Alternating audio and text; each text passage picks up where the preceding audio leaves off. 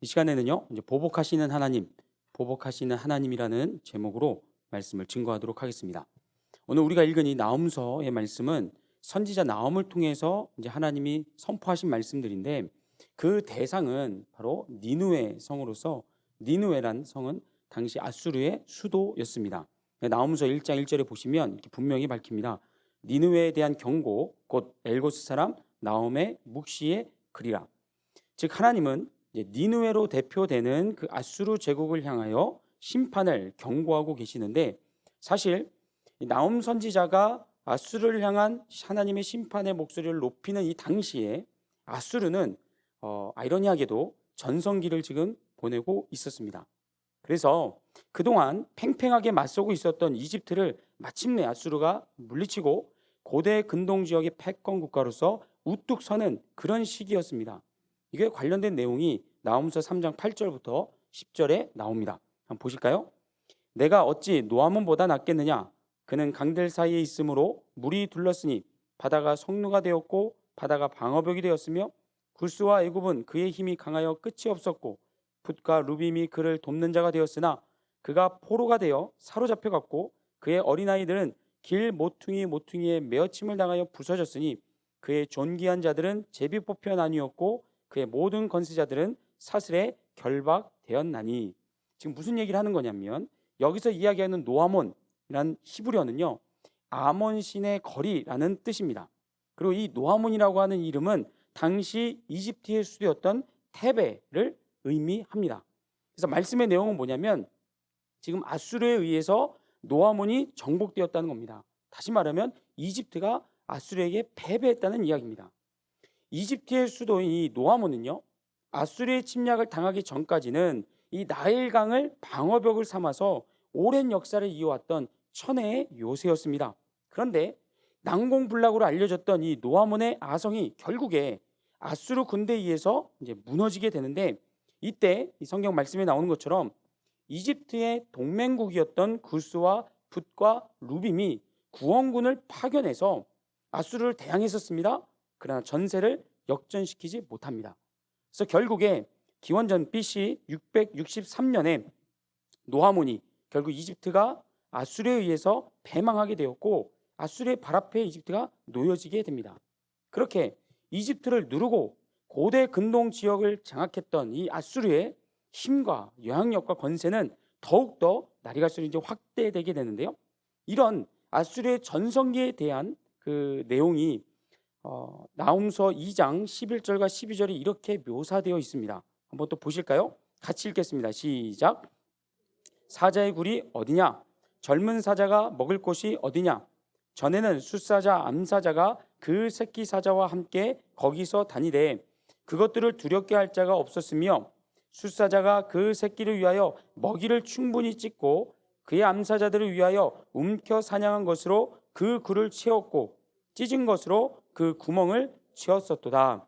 자, 여기서 지금 비유적인 표현입니다. 그래서 여기서 말하고 있는 사자굴은요, 니느웨 성을 가리키고, 젊은 사자는 아수르 제국을, 그리고 젊은 사자가 먹을 곳이란 그동안 아수르가 정복해온 수많은 나라와 민족들을 의미합니다. 예, 당시 아수르 군대는요, 사자처럼 용맹했었습니다. 그리고 그 수도였던 니느웨에는 각 나라에서 약탈해온, 수탈해온 온갖 보물과 전리품들이 가득했고요. 문 나라들은 그 아수르를 심히 두려워하여 아수르 왕 발 앞에 머리를 조아렸었습니다. 이렇게 아수르 제국이 한창 전성기를 맞이해서 막 활개를 치고 있을 때 선지자 나홈이 지금 무엇을 선포하고 있는 겁니까? 아수르의 멸망을, 심판을 경고하고 있는 겁니다. 나홈서 2장 11절 말씀 다시 보세요. 이제 사자의 굴이 어디냐? 젊은 사자가 먹을 곳이 어디냐? 이게 지금 무슨 이야기입니까? 아수르 제국의 번영과 승리가 영원하지 않다는 겁니다. 왜냐하면 역사의 주인 되시는 하나님께서 지금 무엇을 작정하셨기 때문입니까? 아수르의 패망을, 멸망을 작정하셨기 때문입니다. 따라서 선지자 나홈은 장차 아수르에게 임하게 될 하나님의 놀라운 심판을 내다보면서 큰 소리로 이렇게 외치게 되는데요. 한번 그 현장감을 좀 살리고자 세번역 성경으로 한번 보도록 하겠습니다. 한번 보세요. 2장 1절부터 6절입니다. 여기 보시면서 같이 읽어보시죠. 시작. 침략군이 너를 치러 올라왔다. 성을 지켜 보려무나 길을 지켜 보려무나 허리를 질끈동이고 있는 힘을 다하여 막아보려느나 적군들은 붉은 방패를 들고 자주색 군복을 입었다. 병거들이 질풍처럼 거리로 휘쓸고 정예 부대를 앞세웠으나 거꾸러지면서도 돌격한다. 벼락같이 성벽에 들이닥쳐 성벽 부수는 장치를 설치한다. 마침내 강에 수문이 터지고 왕궁이 휩쓸려서 떠내려간다. 지금 선지자 나홈은 장차 일어날 아수르의 패망을 내다보면서 지금 이렇게 선포했던 겁니다. 그런데 막상 나홈이 활동했을 때 당시 아수르는요 어떻게 했었다고요? 패망의 징조를 갖고 있는, 전조 증세를 갖고 있는 나라가 아니라 백수의 왕 사자로 불린 만큼 지금 잘 나가고 있었습니다. 게다가 유일한 적수였던 이집트까지도 무릎을 꿇린 상태였습니다. 그러니까 그 당시 사람들이 봤을 때에는 아수르의 승리는 영원할 것처럼 보였을 겁니다. 하지만 하나님과 소통했던 나홈의 눈에는 그렇지 않았다는 거죠. 지금은 잘 나가는 것처럼 보이지만, 지금은 승승장구하는 것처럼 보이지만, 그런 아수르의 번영과 발전이 한낱 신기루에 불과하다는 것. 왜냐? 장차 아수르를 심판하실 이가 사람이 아니요 나라가 아니요 살아계셔서 역사를 주관하시는 하나님이셨기 때문입니다. 나홈서 2장 13절에 또 이렇게 말씀합니다. 만군의 여호와의 말씀에, 잘 보세요, 내가 내 대적이 되어, 여기서 나는 누굽니까? 여호와 하나님이시고 너는요 아수르 제국인 겁니다. 내 병거들을 불살라 연기가 되게 하고 내 젊은 사자들을 칼로 멸할 것이며 노력한 것을 땅에서 끊으리니 내 표견자의 목소리가 다시는 들리지 아니하리라 하셨느니라. 하나님 아주 철저하게 파괴하시고 멸망시킬 것이라고 분명하게 선포하고 있습니다. 그런데 이런 아수르를 향한 하나님의 심판이 이제 나홈서에 계속 반복이 되는데, 더 살펴보기 전에 우리가 먼저 생각해 볼 내용이 하나 있습니다.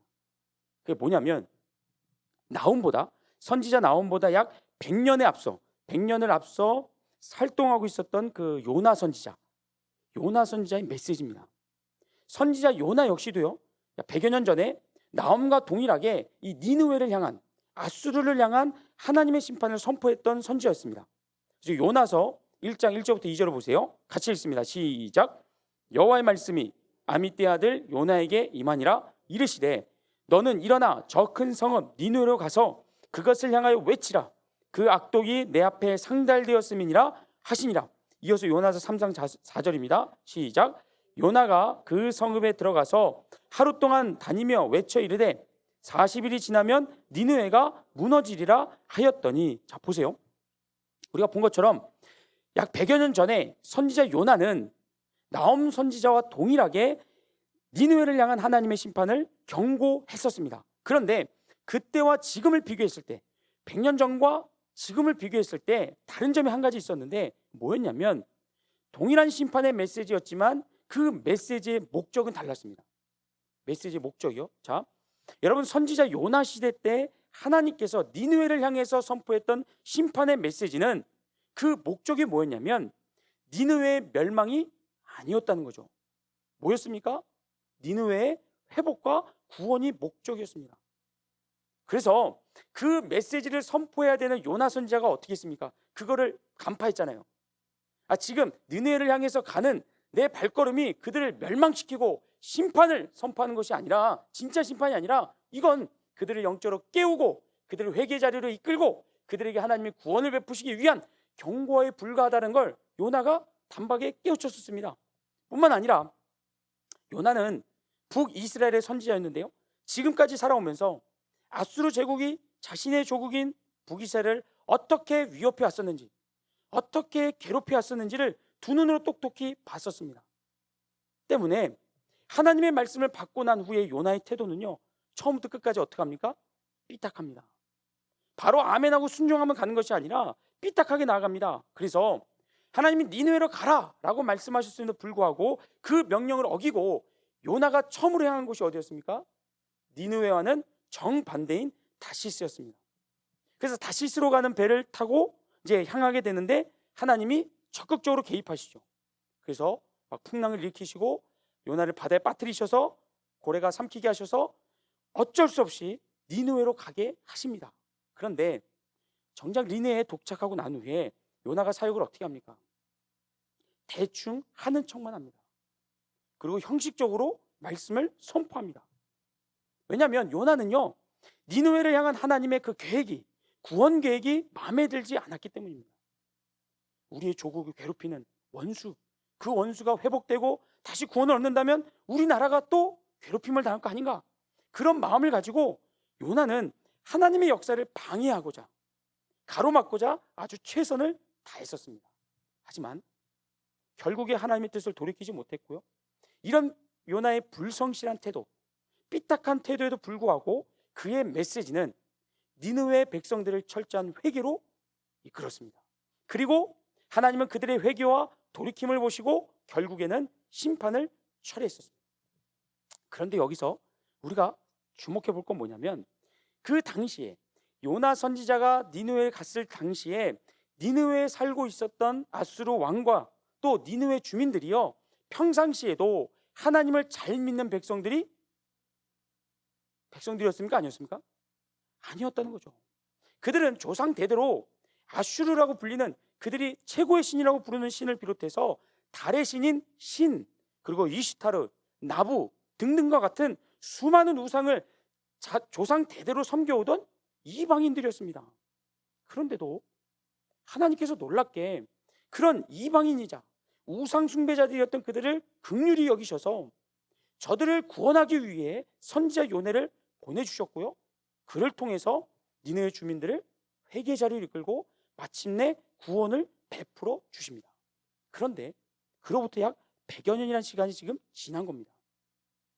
그리고 다시 나홈 선지자를 통해서 니느웨를 향해서 말씀을 선포하는데, 동일한 심판의 메시지지만 정반대의 목적을 가지고 나홈은 말씀을 선포합니다. 이번에는요, 니느웨의 회개와 구원이 아니라 무엇이 목적이었습니까? 멸망과 파괴가 목적이었습니다. 때문에 잘 보시면 하나님은요, 선지자 나홈을 니느웨로 보내시지 않습니다.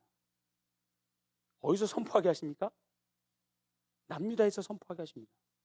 니느웨로 직접 가서 니느웨 사람들을 면전에 놓고 하나님의 심판을 선포하게 하지 않으시고요, 남유다에 선포하십니다. 무슨 얘기냐면 저들에게 회개할 기회조차도 지금 하나님이 주고 있지를 않다는 겁니다. 자, 그러니까 100여 년 전과 지금의 하나님의 이런 다른 태도, 모습을 보면서 우린 이렇게 질문해 볼 수 있습니다.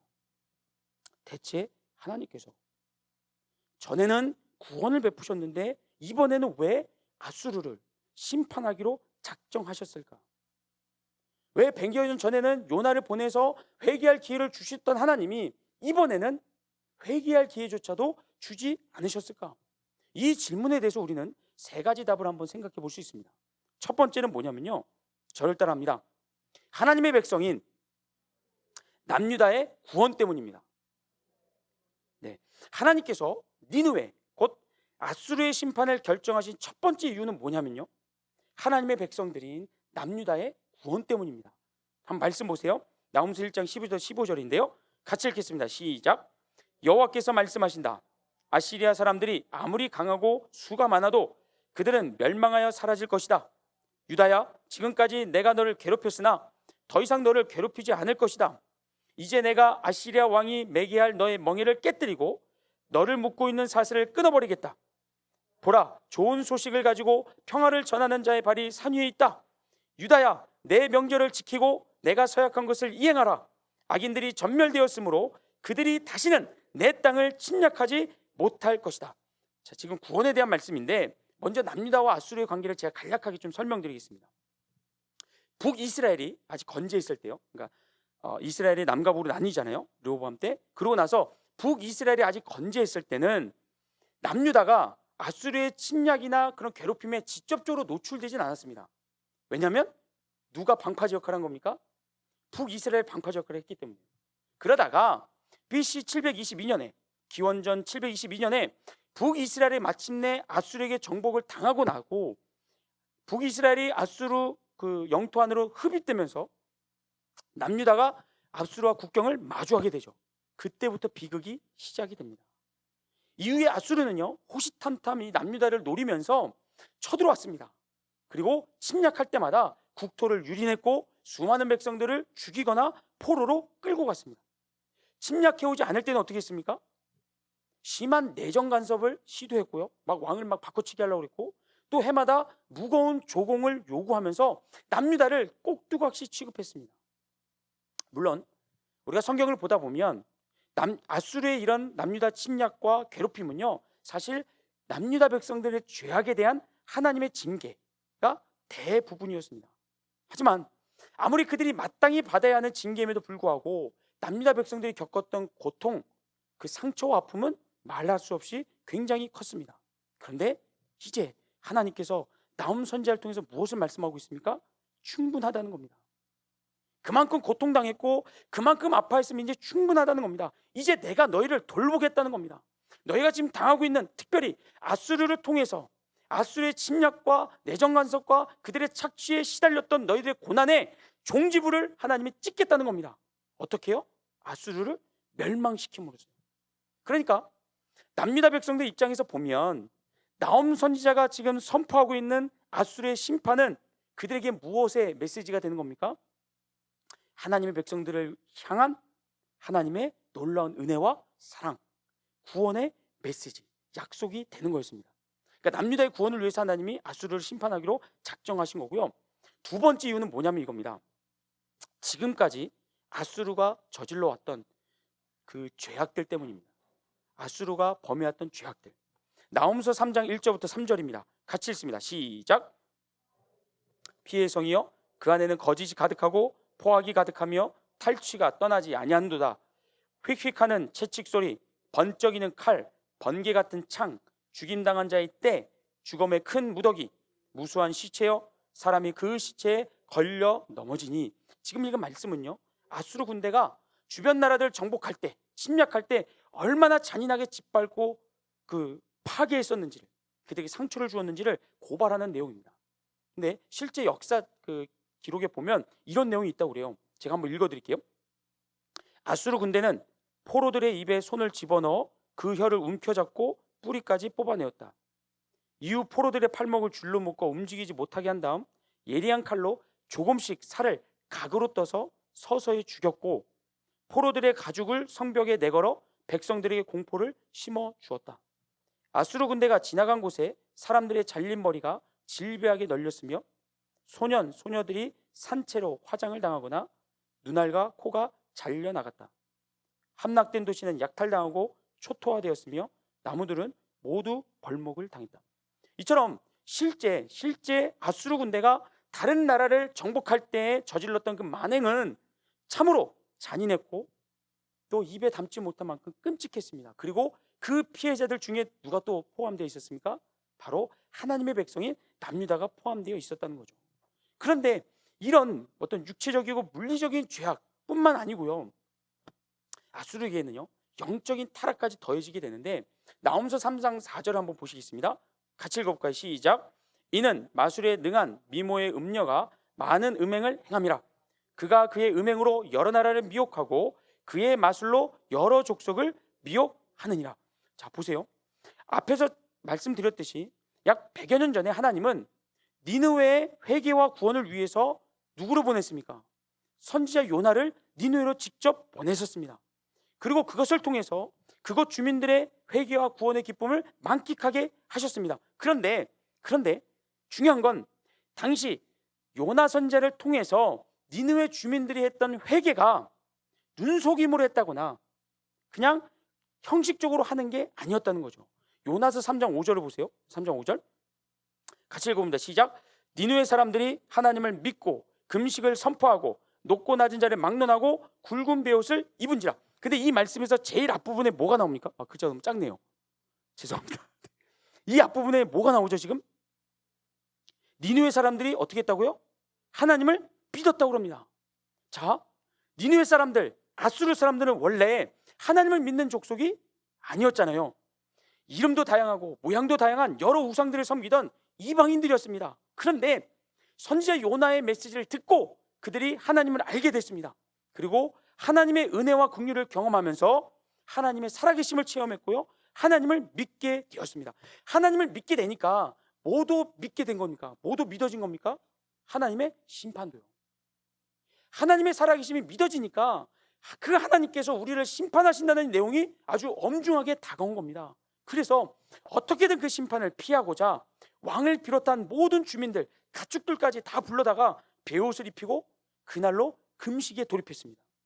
당시 니느웨의 왕과 백성들은요, 성경을 보면요, 우리가 3일 금식하자 혹은 20일을 금식하자 이렇게 기간을 따로 정해놓지 않았습니다. 이게 뭘 얘기하냐면 하나님께서 심판을 돌이키실 때까지, 우리를 향한 하나님의 진노가 은혜로 바뀔 때까지 그 왕과 백성들이 금식을 무기한으로 선포한 것이었습니다. 그걸 통해 니느웨 백성들은 하나님의 살아계심을 체험했고 긍휼하심을 체험했습니다. 그리고 하나님을 믿었습니다. 그런데 그로부터 100여 년이 지난 뒤 니느웨 백성들의 영적인 상태가 어떻게 변질되었다고요? 어떻게? 과거 하나님을 향했던 그들의 뜨거운 열심은 다 사라졌습니다. 그리고 하나님이 있었던 그 자리에는 하나님이 싫어하시는 음행과 마술이 대신 차 있게 됩니다. 여기서 음행이라는 것은 우리가 알다시피 육체적인 성적 타락만은 의미하지 않고요, 우상 숭배를 포함합니다. 그리고 마술이라는 것은 다른 민족을 착취하기 위해서 그들이 짜고 짜냈던 간교한 술책을 의미하고요, 또 악한 영들과의 연합을 의미합니다. 무슨 얘기냐면 한때 하나님을 믿었습니다. 잘 믿었습니다. 그런데 그 믿음이 이제는 과거형이 되어버렸고요, 화석화되었다는 거죠. 생명력을 잃어버렸다는 겁니다. 이것이 바로 아수르를 향한 하나님의 심판의 두 번째 이유가 됩니다. 첫 번째는 뭐였다고요? 하나님 백성이 남유다의 구원을 위해서. 두 번째는 그들의 타락, 그들의 악행, 그것에 대한 하나님의 심판이 그 심판의 두 번째 이유가 된다는 거죠. 자, 이제 마지막 세 번째 남았습니다. 요나 때와는 다른 목적으로 하나님이 아수르의 심판을 선포하신 세 번째 이유, 이 제일 중요한데요, 뭐냐면 아수르 제국의 역할이 끝났기 때문입니다. 하나님께서 아수르 제국에게 부여하신 역사에서의 그 역할이 이제는 다 끝났기 때문에 하나님께서 미련 없이 아수르의 심판을 결정하시고 선포하신 것이었습니다. 자, 이사야서 말씀을 한번 봅니다. 이사야서 10장 5절부터 6절입니다. 시작. 말씀하셨다. 아시리아는 내 분노의 막대기며 그 군사력은 이 백성을 벌할 나의 무기이다. 내가 그를 보내 나를 노하게 한 나라를 치고 그 백성을 약탈하며 거리의 먼지처럼 짓밟아 버리려고 하였다. 자, 여기서 분명히 뭐라고 말씀합니까? 아수르는 뭐라고요? 하나님의 진노의 막대기라고요. 다시 말하면 아수르가 잘나서 정말 그들이 힘이 있고 능력이 있어서 제국을 이룬 게 아니었다는 겁니다. 하나님께서 그들을 진노의 막대기로 쓰시기 위해서 그들을 발전시키셨고 그들을 제국을 이룰 수 있도록 하나님이 허용해 주셨다는 겁니다. 그에 걸맞는 권세와 힘을 주신 것이었죠. 그런데 중요한 건 뭡니까? 그 아수르의 역할, 진노의 막대기로 하는 그 역할의 기간이 정해져 있었다는 겁니다. 그 기간이 영원 무궁이 하나님의 진노의 막대기로 쓰임받는 것이 아니라 익스파이어 데이시 있었고, 그것이 되었을 때 하나님은 미련 없이 가차없이 아수르를 역사의 현장에서 제거해 버리시기 때문에 이사야서 10장 24절 25절 말씀 또 보세요. 그러므로 전능하신 주 여호와께서 말씀하신다. 시온에 사는 내 백성들아, 남유다를 의미합니다. 아시리아 사람들이 이집트 사람들을 본받아 막대기로 너희를 때리고 몽둥이를 들어 너희를 칠지라도 그들을 두려워하지 말아라. 내가 곧 너희에 대한 분노를 그치고 그 분노로 아시리아 사람들을 벌할 것이다. 하나님 지금 남유다 백성들이 뭐라고 말씀합니까? 야, 아수르 사람들이 이집트 사람들이 그랬던 것처럼 너희를 몽둥이로 때리고 치고 너희를 괴롭힐지라도 두려워하지 말라고 얘기합니다. 왜요? 하나님께서 남유다를 아수르에 대한 그 기간을 이제 마치실 것이기 때문에. 아까 아시리아는 하나님의 분노의 막대기였습니다. 그리고 그의 군사력은 내 백성을 벌할 나의 무기라고 했습니다. 그러니까 아수르가 남유다를 침략해서 때리고 치는 것은 사실 까닭 없이 그냥 그 돌발 행동이 아니라 원인이 있었습니다. 원인. 어떤 원인이요? 남유다가 범죄했기 때문에. 남유다가 하나님을 진노케 했을 때 하나님이 아수르를 들어서 남유다를 치셨고 혼내주셨습니다. 이를 통해서 우리가 알 수 있는 건 이겁니다. 하나님의 자녀들이 잘못했을 때 하나님은 얼마든지 책망하실 수 있습니다. 얼마든지 맴매를 드실 수 있습니다. 그러나 뭐 하지는 않습니까? 하나님께서. 우리 부모님들이 자식이 좀 말 안 듣는다고 해서, 자식이 좀 사고 쳤다고 해서 그 자식을 호적에서 파버리지 않는 것처럼, 또는 뭐 자녀들에게 첫째는 10년 동안만, 뭐 둘째는 5년 동안만, 뭐 셋째는 뭐 8년 동안만 내 자식이고 그 기간이 끝나면 너희는 이제 남남이야, 너희와 나는 계약 관계야 라는 식으로 해서 자식과 딜을 하거나 자식과 어떤 그런 기간을 정해놓고 만나는 분들은 아무도 없습니다. 한번 부모와 자녀로 맺어진 관계는 세상이 두 쪽이 나더라도 절대 취소되거나 분리되지 않는데, 하나님과 하나님의 자녀의 관계도 이와 동일하다는 겁니다. 남유다 백성들이 성경에 보면 얼마나 하나님께 많은 슬픔과 아픔, 하나님의 상처를 안겨주었습니까?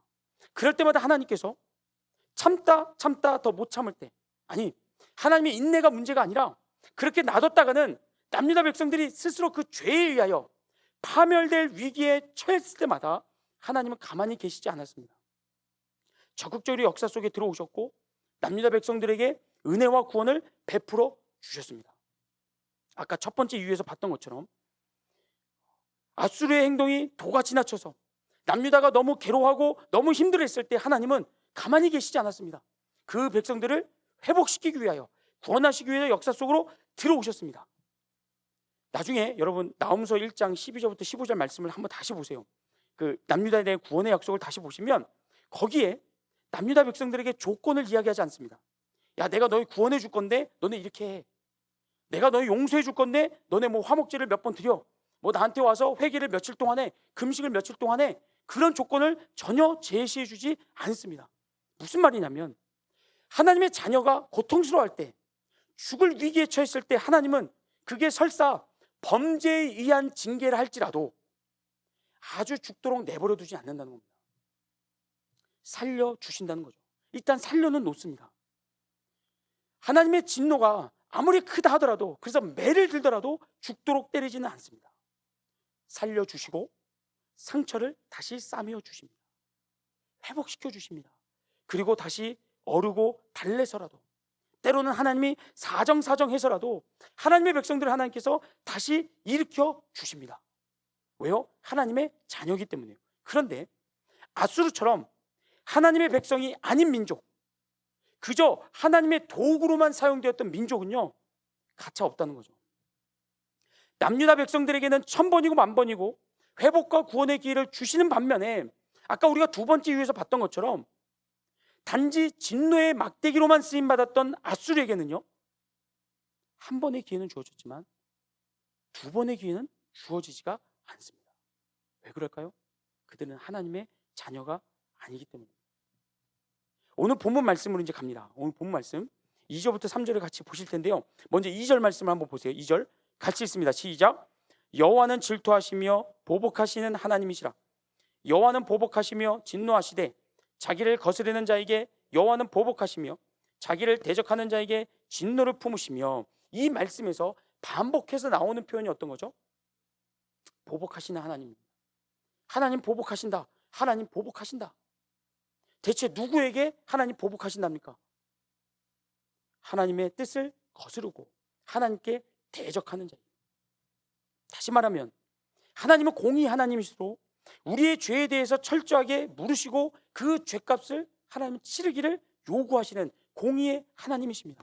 굉장히 무서운 분이십니다. 그런데 지금 이 말씀은 남유다 백성들이 주시는 말씀이에요. 그런데 이렇게 보복하시는 하나님에 대해서 반복해서 말씀하신 후에 3절이 이렇게 이어집니다. 보세요. 3절에 시작.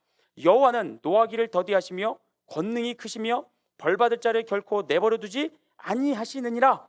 자, 3절에서도 역시 하나님의 진노와 하나님의 보복에 대해서 말씀을 하십니다. 그런데 지금 2절과 3절에서 하나님의 공의를 강조하고 있는 그 사이에 하나님 보복과 또 벌받을 자를 결코 내버려 두지 않으신다고 하는 하나님의 그 징계와 하나님의 심판 그 사이에 어떤 표현이 삽입이 되어 있냐면, 여호와는 노하기를 더디하시며가 들었습니다.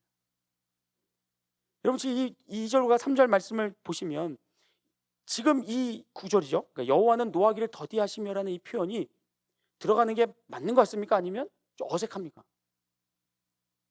그죠? 앞뒤로 해서 실컷 죄에 대한 하나님의 맹렬한 보복과 분노와 징벌에 대해서 강조하고 또 강조하는 구절인데, 느닷없이 그 중간에 하나님의 오래 참으심과 온유와 절제를 이야기하는 것은 사실 어색한 부분입니다. 그래서 언뜻 보면 엉뚱한 것 같지만 근데 틀린 말이 아니라는 거죠. 왜냐하면 이 말씀은 누구에게 주시는 말씀입니까? 하나님의 자녀인 남유다 백성들에게 주시는 말씀이기 때문입니다. 하나님은 자기를 거스르고 대적하는 자, 다시 말하면 죄를 범하는 자를 하나님은 얼마든지 보복할 수 있습니다. 아니, 그의 생명을 취하거나 멸망시킬 수도 있습니다. 지금 나홈서에서 계속 경고하고 있는 아수르처럼 하나님은 하나님을 대적하는 자를 심판하실 수 있습니다. 그런데 하나님의 자녀에 대한 보복은요, 좀 다르다는 겁니다. 하나님의 자녀 아닌 자들에 대한 보복은 철저합니다. 그리고 끝까지 갑니다. 그러나 하나님의 자녀인 우리들을 향한 하나님의 보복은 뭐가 있습니까? 하나님의 오래 참으심과 하나님의 온유함과 하나님의 절제가 하나님의 공의를 감싸고 계신다는 겁니다. 그래서 하나님의 진노 아래 놓여진다 하더라도 다시 우리에게 뭡니까? 회개할 기회를, 다시 하나님의 구원을 받을 기회를 하나님께서 얼마든지 우리에게 허락하여 주십니다. 우리가 자녀를 징계해도 죽이지 않듯이 다시 살려내고 싸매주고 회복시켜주고, 그래서 부모의 말을 잘 순종할 수 있도록 어르고 달래고 교훈하듯이 하나님께서도 보복하시되 하나님의 백성들은 살려주십니다. 그리고 다시 회복시켜 주십니다. 그게 보복하신 하나님의 이중성입니다. 하나님의 백성 아닌 자들에게는 하나님 철저하게 심판하시고 끝까지 그 죄를 묻고 끝까지 그 죄값을 치르게 하시지만, 그러나 우리 하나님 믿는 우리 백성들은요, 우리가 범죄했을 때, 그래서 말로 해서 듣지 않을 때 매를 드시지만 그러나 우리를 파괴하시거나 우리를 멸망시키지 않는다는 겁니다. 그런데 여러분, 여기가 조심스럽습니다. 이런 하나님의 놀라운 은혜, 하나님의 공의까지도 감싸고 있고 하나님의 공의까지도 아름답게 이렇게 우리에게 다가오게 하시는 그 하나님의 은혜, 이 하나님의 은혜를 강조하다 보면, 그걸 너무 외치다 보면 하나님이 만만해 보이십니다. 대충 살아도, 하나님 말씀 어겨도, 범죄해도 어차피 하나님 우리 용서해 주실 거니까, 어차피 하나님 우리 싸매어 주실 거니까, 어차피 우리 죽이진 않으실 거니까 라는 지혜로운 생각이 우리도 모르게 들게 되고요, 그래서 적당히 신앙생활 하려고 하는 유혹에 쉽게 넘어갈 때가 있습니다. 그래서 다시 말씀드립니다. 우리 하나님은 보복하시는 하나님이십니다. 자기를 거스르고 자기를 대적하는 자를 그냥 넘어가지 않으십니다. 반드시 하나님께서 고쳐내시고 매를 드서라도 징계하시는 분이십니다. 그러니 사랑하는 성도 여러분, 오늘 나홈서가 우리에게 주는 말씀은 분명합니다. 우리의 운명은 아수르가 아닙니다. 하나님의 자녀된 우리의 운명은 끝까지 우리는 살아남는 것이고 회복되는 것이고 구원을 얻을 우리의 운명을 갖고 있습니다. 그렇다 해도 하나님을 만만히 보지 마시기 바랍니다. 하나님의 은혜를 가볍게 여기시거나 그 은혜를 내 어떤 정욕을 채우는데, 내 욕심을 이루는데, 내 육체의 쾌락을 만족시키는데 여러분 그것을 악용하지 마시기 바랍니다. 왜냐하면 아무리 하나님의 은혜와 사랑이 공의를 감싸고 있다 하더라도 하나님 매를 드시면 아프기 때문입니다. 그리고 고통이 있고 고난이 있기에 바라옵기는 저 여러분 모두 다 하나님과 동행하는 이 삶이 눈물이요 슬픔이요 한숨이 아니라 기쁨이요 감사와 찬양으로 날마다 채워질 수 있기를 주의 이름으로 축복합니다. 그러기 위해서 더욱 순종하시고, 그러기 위해서 더욱 하나님께 기도하시고, 그러기 위해서 더욱 하나님이 기뻐하시는 의인의 자리에 서는 저 여러분 되기를 주의 이름으로 축복합니다. 아멘.